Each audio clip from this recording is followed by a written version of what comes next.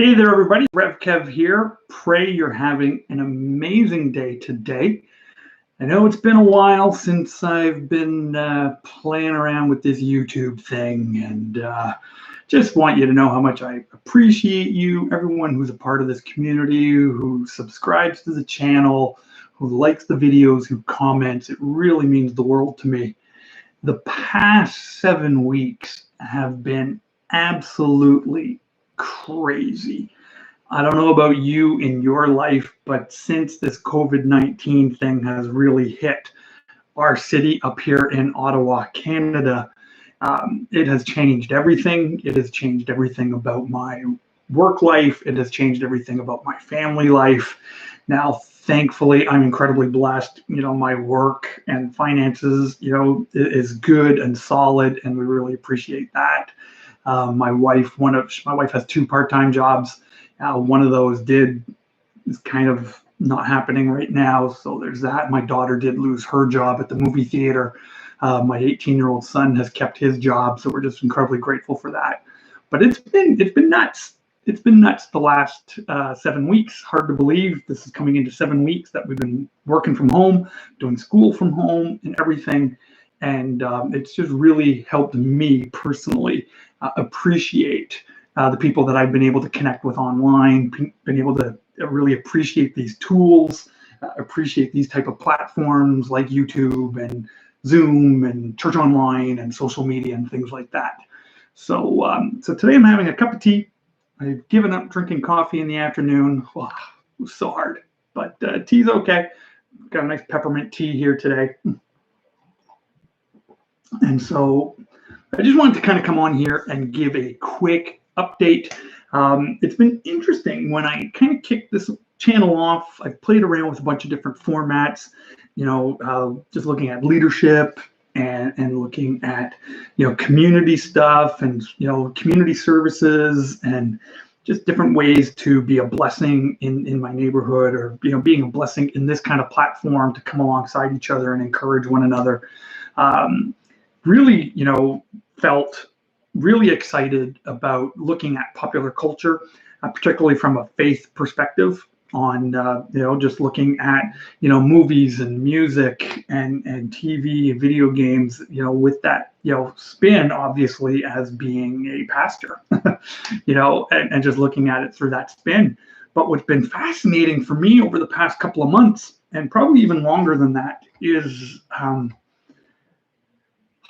just the decisions that are being made in so many of these properties that I've enjoyed for my entire life. And it just seems like, companies like Marvel and DC and Star Wars, and like it almost feels like they're intentionally making decisions to destroy their product.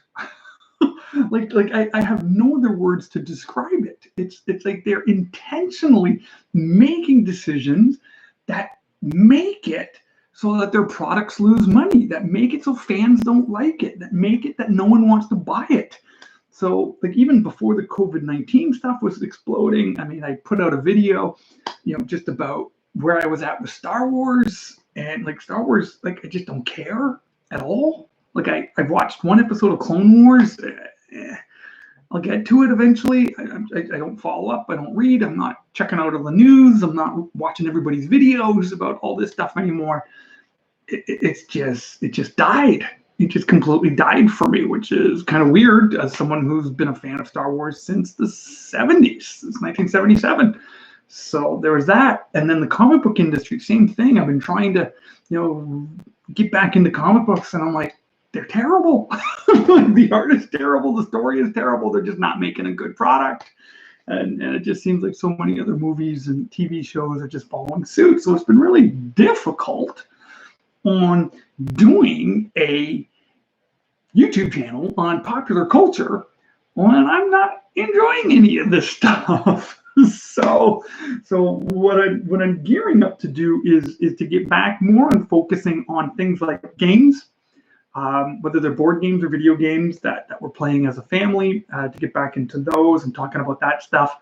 Want to be getting back into music. My son and I, we've been talking about doing more stuff together when it comes to music, and also just kind of obviously from a Christian perspective, I am still going to talk about these things, from that perspective.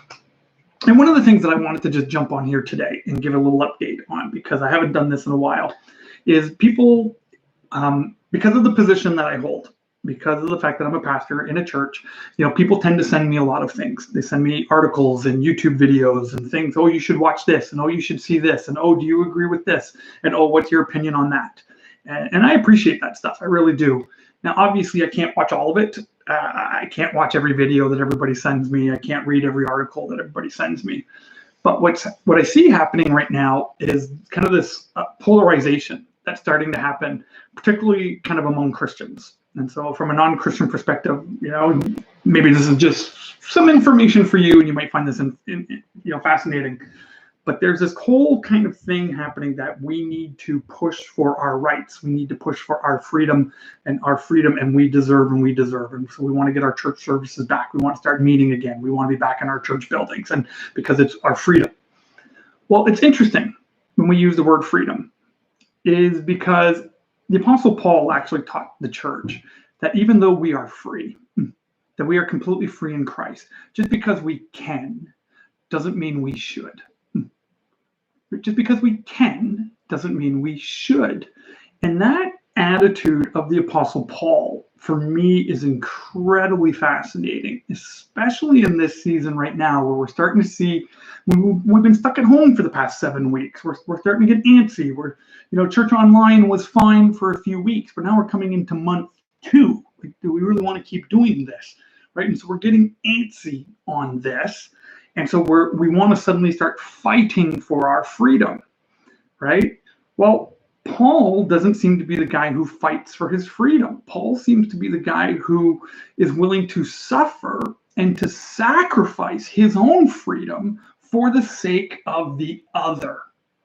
For the sake of the other, Paul is willing to sacrifice. And so for me as a Christian leader in my community, and as a husband, as a father, as a geek, that's really resonating with me. That do I want to be the leader who fights for my freedom, or am I willing to sacrifice my freedom for the sake of other people? Like, if I just decide I'm opening up my church, we're meeting, and we'll just pay the tickets, and we don't care, and we'll suffer the consequences. Well, what message does that convey to people? Yeah, I've got the freedom to do that. I can do that, and I can pay the ticket.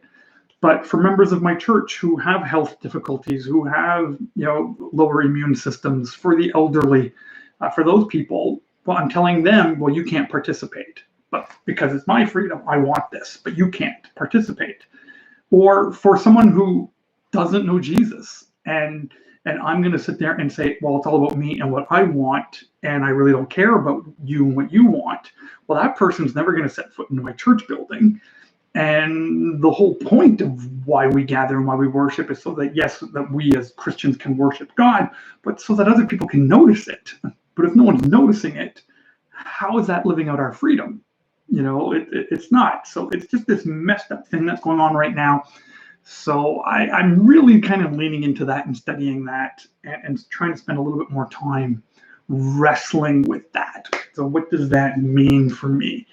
In my life? What does that mean for me here on this channel? What does that mean for me in being part of this community? Respecting people's decision to do what they feel that they need to do, but understanding that there's another teaching at play here, which is bigger than government, which is bigger than any kind of law, and it's the willingness to lay down my life for the other, this willingness to put myself second. That's not about me. It's not about what I want. It's not about my preference, but for the love of people I don't know, for the love of people who I may never meet, I am willing to sacrifice. So that really speaks to me and resonates with me a lot. So I just wanted to kind of jump on here and share a little bit of that here on this channel today. I shared something similar over on my Facebook page. So if you follow both, you're getting a double message of this today. But I just want you to know how much I appreciate you being a part of the community.